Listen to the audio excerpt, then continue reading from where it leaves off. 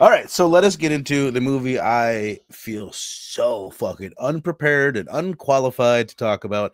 I saw the TV Glow again, this one from 2024, directed by Jane Schoenbrunn, starring Justice Smith and Bridget Lundy Payne, amongst others.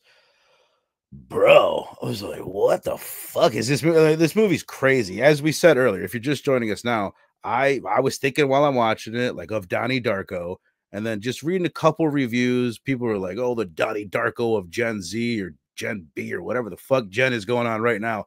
Super hard to follow, but very, very artsy. It's like a total art film, barely a horror film. I would say Donnie Darko maybe more of a horror film than this. I was kind of surprised by that. Like, you're muted, brother. Yeah, no, I gotta agree with that. Donnie Darko had some very dark element. This one was trippy, you know. Yeah. Some You told me that beforehand, like, oh, it's a trippy one, and there were moments where I was like, whoa, I was like having flashback for a moment. It was very, very trippy. Now, horror wise,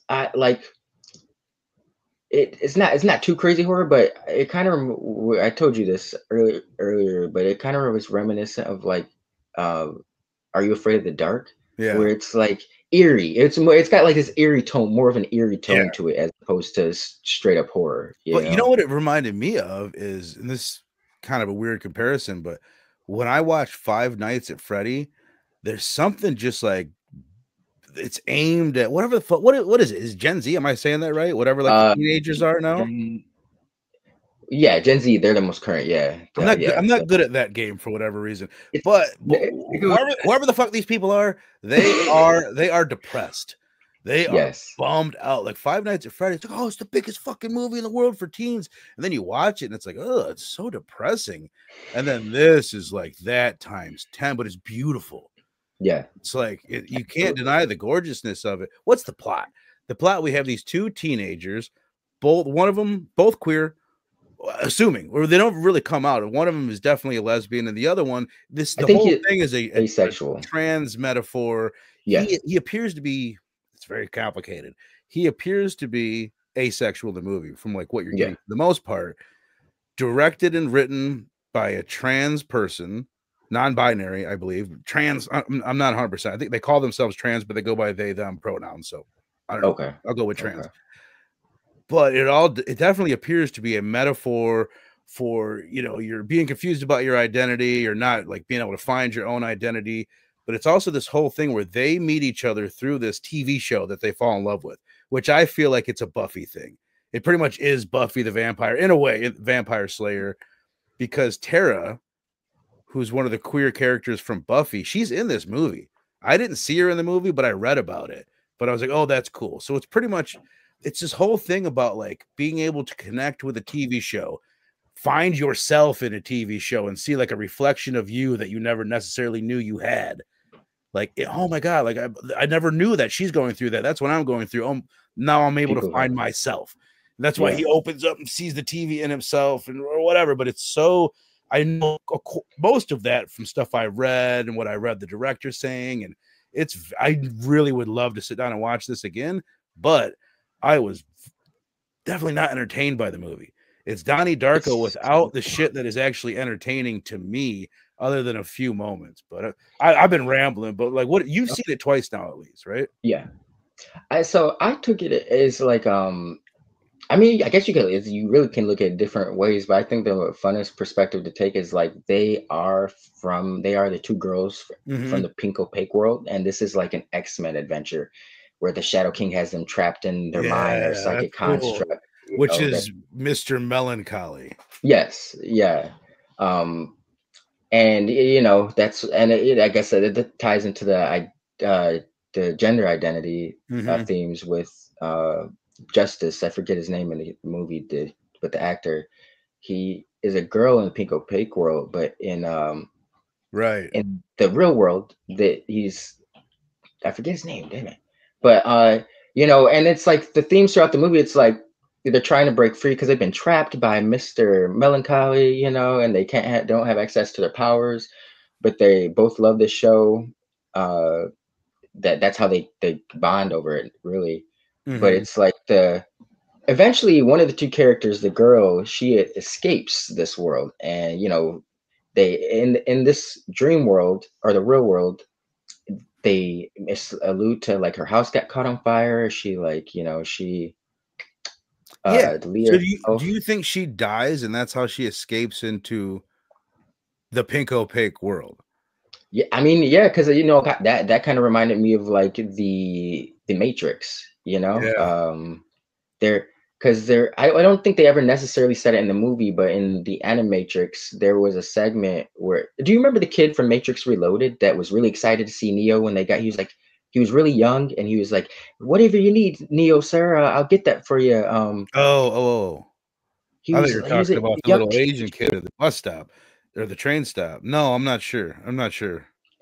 he wasn't a big character, but they had a little segment for him in the Animatrix that showed that like not everybody was unplugged by taking a pill.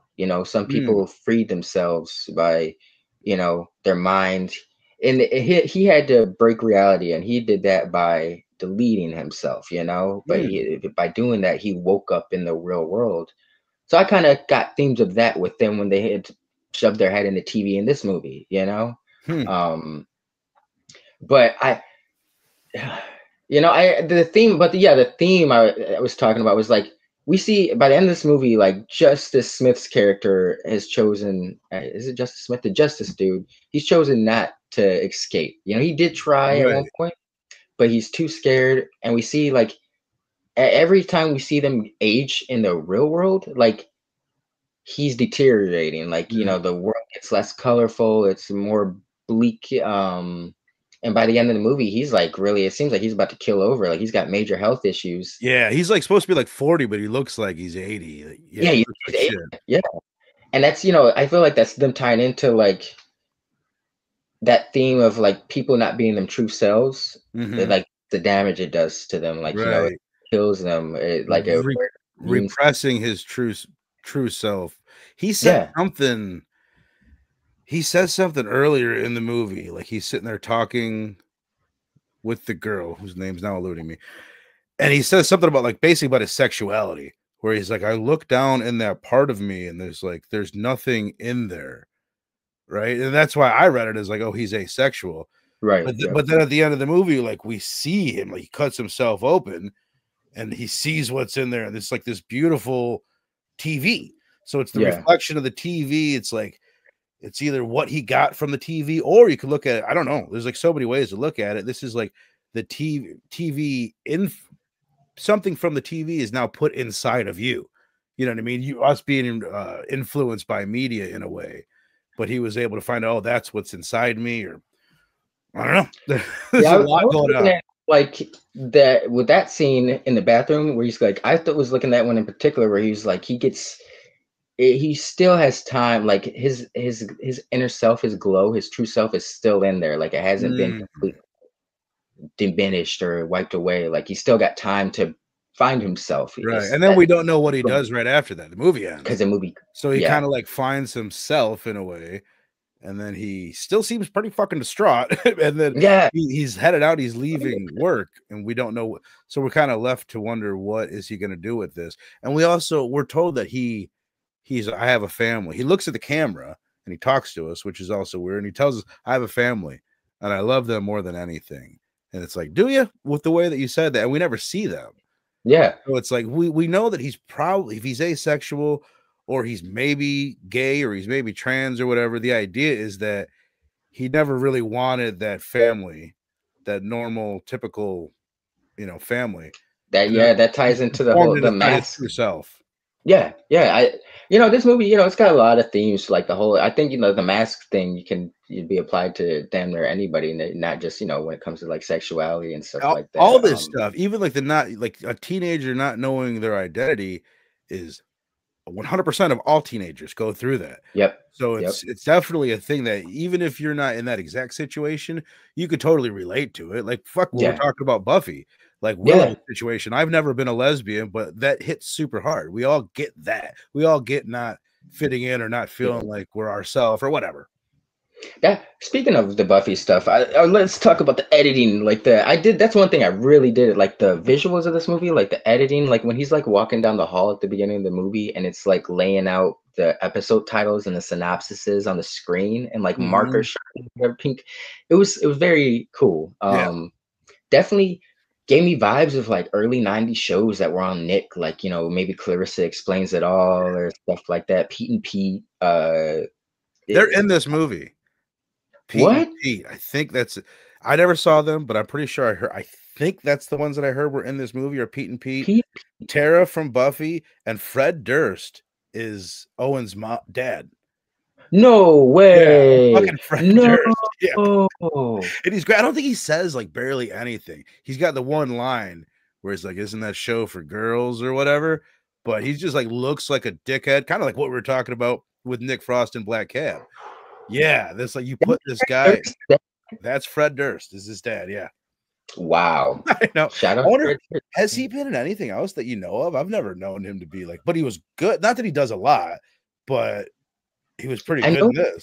Did a movie it might be like I want to say it was a few years ago, but it could have been about a decade ago, but it had Jesse Eisenberg in it. I remember I seen it and I was like, oh shit, that's a solid, from Fred Durst, Limp Bizkit. Like I didn't know he had that in him. Yeah. I don't remember necessarily the plot exactly. That's why I feel like it could have been like a decade ago, but I remember being somewhat impressed by it, as a directorial that's cool. Debut. I wanted to say something before I forget that I'm looking at now. I heard this, the pink opaque. So even like what that means is like it's like the pink that we can't see through. It's the pink is our flesh. I didn't put this together at all. But it's like we can't, it's like inside we're all pink, and it's the inside of us that nobody sees. So I thought that was like, that's a fucking cool ass metaphor. Yeah. I mean, as we're talking about it, I have almost nothing negative. Everything I'm saying is positive, but like, and we'll rate it in a little bit, but like, I wasn't entertained by the movie. And like, there's these long, drawn out, slow scenes, and it's made like these two characters that are, I don't know, are they like on the spectrum or something, or are they just so like fucked up from the TV or I don't know what's going on, but they really struggle to communicate. And like, did you find yourself wanting to shake them, like just fucking say it, like get your shit out? It like frustrates you, and it's like that's where the horror comes from. Is that like tension inside of you? Like spit it out, like say what you need to say. There's a lot of like in between the lines stuff where you're like, well, they'll be talking to each other, and you're just like, why are you guys being so vague, with the responses? Just like you said, get it out.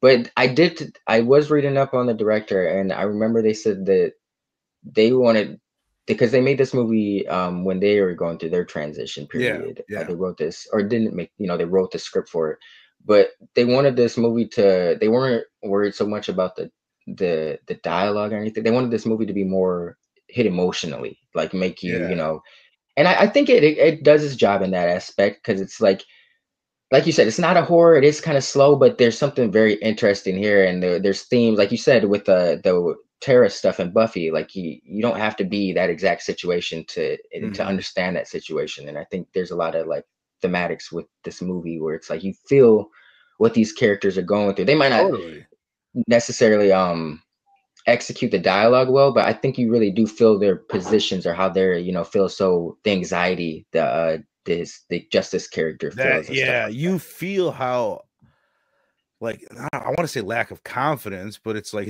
both their confidences have been crushed by their parents and shit. But like, you feel that, like, it makes you feel fucking awkward inside. But there's also these moments, specifically like when Maddie goes back, like when she comes back from being in the TV show, and she's explaining this to Owen, and she's looking at the camera, and she's going on and on. The music is. Are you talking about when they're in like the projector room? And it's like, it is fucking like, honestly, I was like, whoa, like I'm fucking. This is like doing this psychedelic drug. Like it made me, I don't know, it started to fucking twist my brain around in the back of my skull. But then it just goes on. On and on and on. And in that specific moment, like I'm sitting there super impressed by it. I'm taking notes, being like, wow, like this bit is crazy, or saying something. And then I fell asleep. Then I woke up and she's still talking. I'm like, holy fuck. I asked my wife, what's going on? And she's like, I don't know. Like, so and I did rewind it and check it out, but I don't know. I feel like if you are, not that you need to be in Owen or the girl's situation to appreciate the movie, but Right. like imagine if you are, you're someone that doesn't know that is in their future, that they're going to transition, you have gender dysphoria, whatever the fuck it is, and you watch this movie and like something clicks with you way Right. more than it would click with me, and like as the movie unfolds, you would like get it like on this level like that. I could see this movie like 100%. This is going to be like a certain people's favorite fucking movie of all time. Like Yeah. it's going to connect like crazy with some people, but I wouldn't recommend it to the majority of people. I think, I don't know, because part of me This is really had a a bad time with the movie, but part of me really respects the movie and thinks it was done well, but I didn't like necessarily enjoy it. this is I think it could be just looked at as like an artsy indie film where it's like I said, these are just two characters. This is like a very indie X-Men tale, Mm-hmm. where it's like these characters are literally superheroes but we're not seeing the exciting half of that story. We're seeing Yeah. them in the boring real world and them trying to fight their way out of that. So it could be looked at as like but there's like you said, there's a movie with a lot of like themes. It's a lot of symbolism, and that might not click with everybody. But I think I don't think it will click with everybody. But I think if people give it a chance, that there's if it's what I liked about it is actually it's like it's very thematic and it's not preachy, but it's preaching but it's not heavy handed in Yeah, its it's like I said before, you almost have to be really open to, you have to know what the fuck they're talking about. You have to right, read between the lines in a lot of ways, but it's also like it's there. You see this guy, and then when he goes into this world, he's wearing a pink dress all of a sudden, but it's never mentioned. They don't right, comment on it a lot. It's not like explicitly talking about gender identity, but it's also not hiding the fact that that's what it's talking about either. If you uh, know, you fucking know, yeah, like pretty much. Um, Rogue saying my wife saw it and thought the same thing pretty much. She said it didn't feel like a horror movie. Yeah, 100% there. And it felt like a movie not made for her exactly, which right, isn't a bad thing. I agree with all that 100%. Wasn't aimed at me, but I can still appreciate, like, there's coming of age stories like Stand By Me or something like that. yes, classic, That isn't aimed specifically at the people that are coming of age. It's almost aimed more at adults. adults, But yeah, that's what's interesting. This is it's a thing. It's a movie full of 90s nostalgia, but definitely not aimed at aimed someone that was there in the 90s. Same as Stranger yes, Things, though. Like, but true, yeah, Stranger Things yeah, follows walks that line more of who it's yeah, aimed at. yeah. That Stranger Things is definitely it's more universal. I get yeah. This one was definitely, I don't know. This is a weird one because that now that you said that, I was like, that is such a. I mean, it's just, I don't want to say it's an odd style choice because I actually appreciate it, but it's like the whole '90s aesthetic, Mm-hmm. but it's aimed at the kids of today. Yeah, Like which the 90s are in today, though. true. That is very true. The Yeah. 90s are the new 60s, and that weirds me out because when I was a kid, I went to a very hippie high school. Like we Oh, had a did you lot of really? like jam. I know it's one thing I noticed later. I'm like, oh yeah, we're a very crunchy town. A lot of potheads, a lot of jam bands, and like just a lot of tie dyes and widespread panic. Humphreys, McGee, Mo, fucking Grateful Dead lovers that I went to high school with. Where was I going with that? I have no idea where I was going with that. Yeah. One day I want to tell it. Well, when skinny jeans come back in style, I'm gonna be like, I was there when they didn't even make skinny Uh, jeans. We uh used to wear until they started making skinny jeans. so you're telling me skinny jeans are out, and I just bought all new skinny jeans, son of a bitch. Yeah, baggy's back in, bro. Baggy's back in. So get out those skater pants from the '90s, dog. Yeah, hell yeah. Get my fucking boss shorts on and my fucking all right. I did want to mention before we rate this thing, and I don't know, there's certain ways that there's this whole bit, right, where Maddie is at one point in the movie convincing Owen basically to kill himself. Hmm. You aren't Your true identity isn't being represented. You haven't found yourself. You Right. need to kill yourself to find yourself. I struggle with that message, especially knowing how the suicide rates among transitioning teens, and you know what I mean. There's this whole fucking. It's a really, really complicated, messy situation there, and also just while I'm thinking of it, just the way that this topic has been treated in horror past. We were just talking about, you know, Silence of the Lambs and Buffalo Bill and Dress to Kill, Psycho. There's this long history of people, Sleepaway Camp, people being denied their identity, repressing it, and then they become killers. You know what I mean? So that's a messy history that the genre has with this topic. And then this is like the opposite of that in a lot of ways.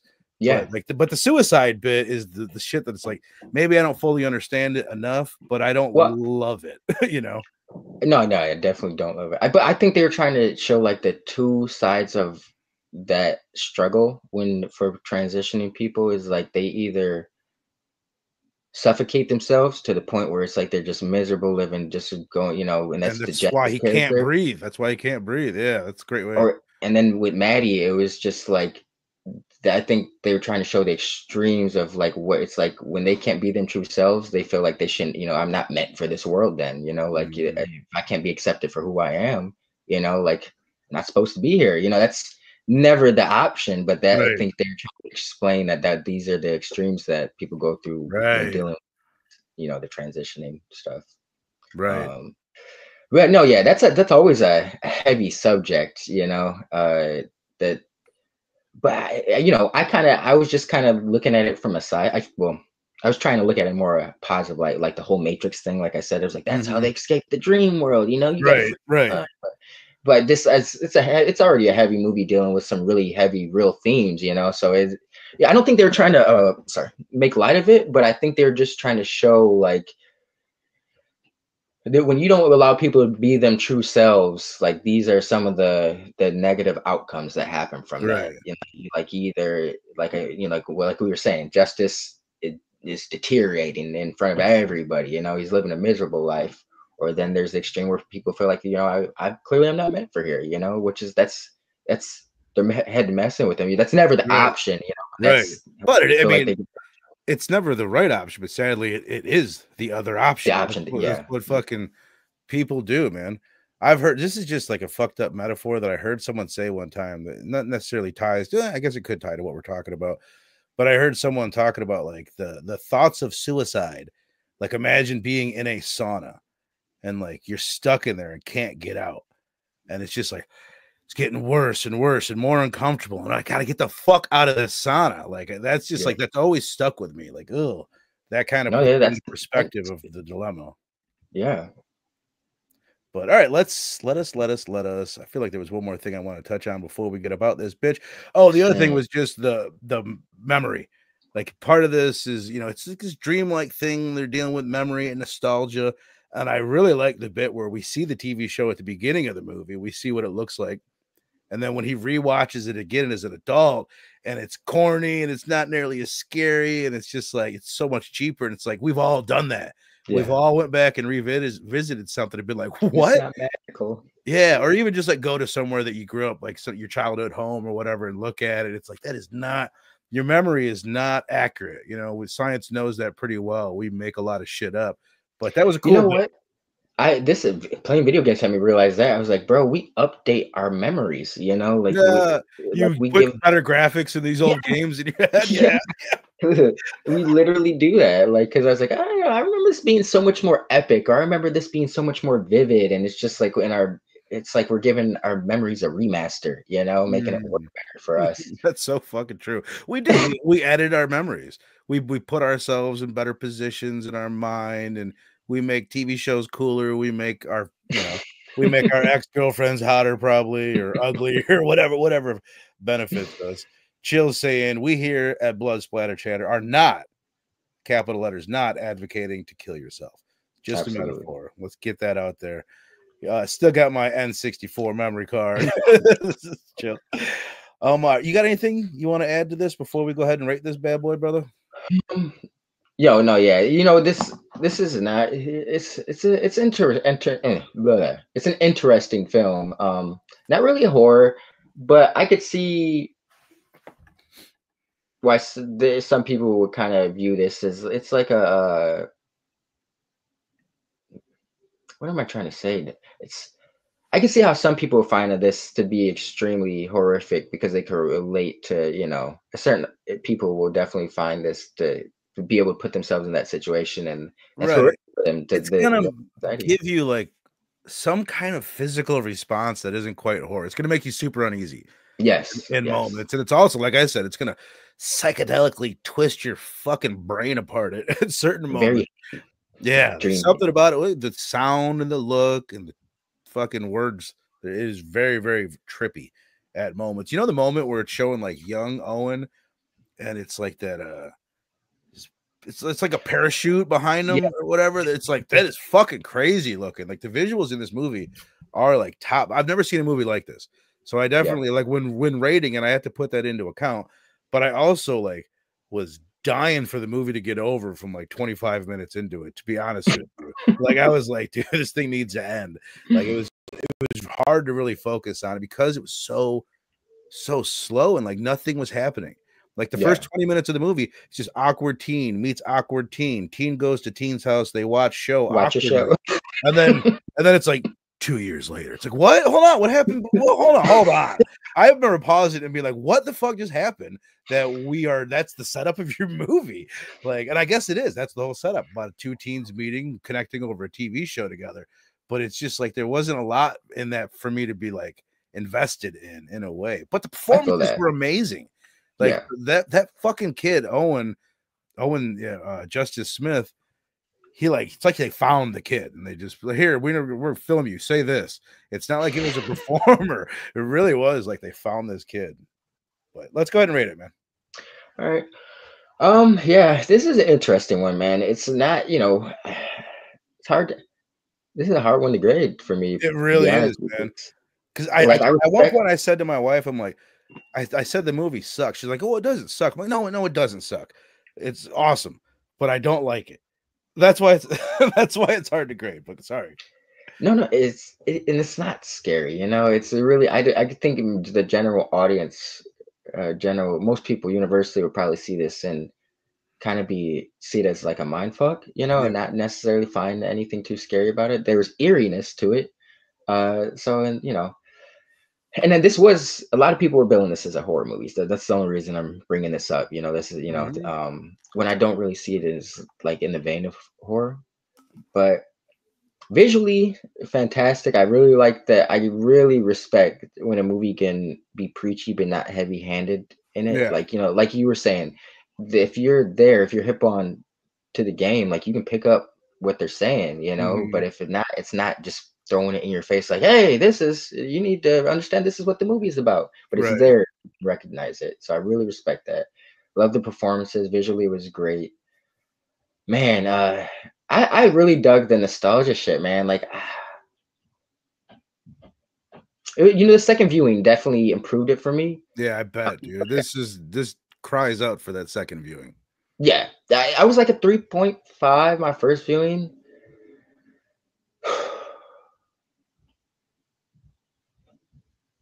Fuck it, I'll give it a 4. I love it. Yeah. I'm gonna give it a 4. There's something about this movie I really like. Um, it's different, you know, and I don't think that's gonna be for everybody, but I did like with you know, what they're experimenting with, like the emotional tones and just visuals. I know it's different. It was different. And you know, this is a different that happened to work for me. But Right. that first, man, I'm not gonna hold you up. This is definitely a movie where it's like the first movie, like first watch, you're like, what the fuck just happened? And the second time you can definitely kind of like, okay, you can appreciate more of the nuances and certain I think subtle. even like I watched like a video or like a explained video on it. I think it's one that's gonna help a second viewing for me. Yes. I Yeah. kind of needed that to like I would like to go through it again because there's so much of it where you're like, what the fuck? But it's also one that's, and I don't always like this, it's so heavy on metaphor. It's like there's Yeah. not much there plot wise that's really happening. It's all metaphor, it's all theme, it's all Yeah. symbolism and style. It's not Yeah. style over Sound. substance because there's a lot of substance too, but you don't it's hard to pick that apart. But a 4 from you, man. I would say I would probably rate it higher on my second viewing But going off the Absolutely. first viewing, I was around like I could have given it anywhere between like a 2.5 and a 4. You know what I mean? Yeah. It's one of the more tricky ones to grade because it's like they did a really good job, but I fell asleep 3 times. Like that matters. That fucking matters. And my wife, who does it, she wasn't smoking weed. She doesn't smoke, you know what I mean? She fell asleep and she rarely does that. So it put us both down. But I'm gonna give it a 3.25. And I don't even know how I feel about that. If for certain people, it's must fucking watch. But other people, it's like steer clear. So whatever you want to do with that. I did want to mention, and I want to check this movie out. We should look into it. This is part of a planned trilogy where it's just a thematic trilogy. It's one of those. She did one a couple years ago, or they did one a couple years ago called We're All Going to the States Fair, which I think that's on Max too. I've seen like it's got these technicolored neon bright like images. It's a really similar thing. Okay. I guess supposedly from if you watch it for 5 minutes, you're like, oh, duh, it's the same director. Like you can tell immediately. You pick up. But it's also labeled as like horror fantasy type of deal. And then there's also even talks of, and I don't know if this was part of the planned trilogy, but a sequel to this movie. So I don't know if that would have Owen come back or what the fuck they would do. But supposedly she or they say like they have an idea and that they're looking into doing it within the next few years, doing a sequel, which I would definitely check out. Yeah, I would definitely be down to revisit this world. Not gonna lie, the ending, I didn't hate it, but I was a little mad we didn't get any resolution with Justice's character. You know, like bro, I said like he starts to sorry about before, and then like the screen did something like if the credits were about to roll. I don't know. There was something that made me thinking it wasn't about to end. And I said to my wife, I was like, oh shit, I thought it was about to end. And she's like, she goes, no. And then it ends and we go, fuck, whoa. Like it's very abrupt. Like you do. And also, what happened to Maddie? We never see her again. He leaves her. He tries to get, the way I read it, she tries to get him to kill himself. And then he like knocks her over in the football field, runs away, and we never see her again. That's fucking super weird too. I guess that's why people want a sequel. Like, what's going on with Maddie? Well, that is a good point. But I just was like, she just said fuck him. I tried and was like, I'm going back to the, but no, because even within the logic of the show, he's still in that sack or whatever. That the melancholy dudes, Mr. Melancholy still has his heart, so he looked crazy. By the way, there was bits where it was like very psychedelic. The way it was, like the visuals of it. It's like they kind of got it, just like Midsummer, where they have these little like psychedelic visuals that are closer to actual psychedelic visuals than almost everything you see on a movie. Yeah. Jill's saying if a movie is better than Thor: The Dark World, it doesn't suck. I think I agree. Nice scores. I will be checking these movies out tonight. You could skip Black Cab, brother. I would skip Black Cab.